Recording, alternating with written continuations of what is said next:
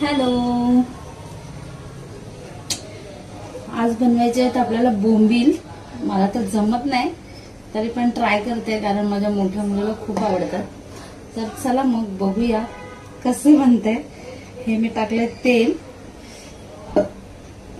आणि इथे तांदळाचं पीठ घेतलंय आणि ह्याच्यामध्ये लिंबू टाकलाय, लाल तिखट म्हणजे मिरची पावडर, धना पावडर आणि हळद. आम्ही जास्त काही टाकत नाही. तर चला मग बघूया आज कसं होते बोंबील फ्राय. ट्राय करते, चांगलं होऊ दे.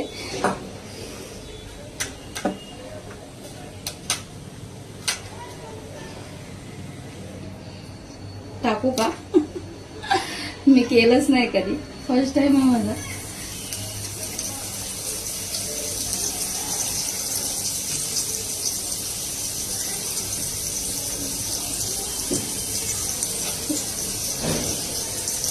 मला सर्वी मिरची जमते बरं का, पण बोंबील मला जमतच नाही.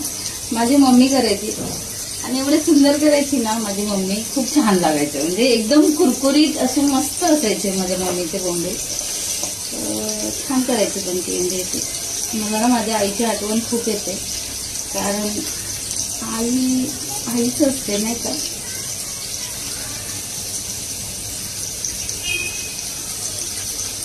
जे मी आईच्या हाती खाल्लंय ना तर मला सगळं आठवतं.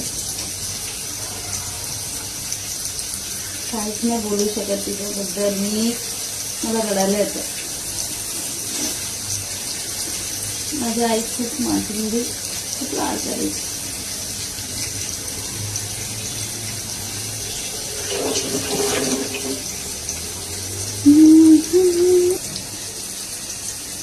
दिसतंय का तुम्हाला बोंबील?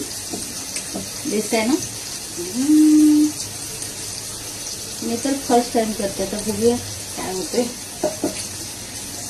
मी केलंच नाही कधी, पण असं वाटतंय की होईल चांगलं. पुढे खूप वेळचं त्याला मी मीठ आणि लिंबू लावून ठेवलं होतं. होईल असं वाटतंय. आणि कढी कशी झाली ती पण बघते.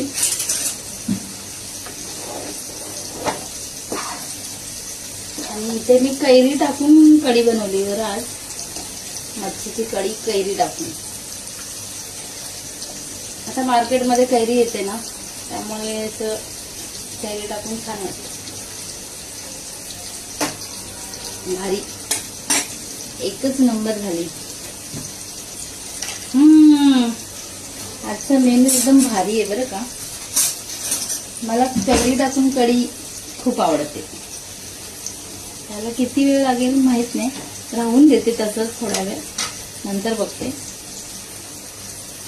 हे झाले आपले बोंबील, मस्तच करकरीत कुरकुरीत सुंदर. वाव.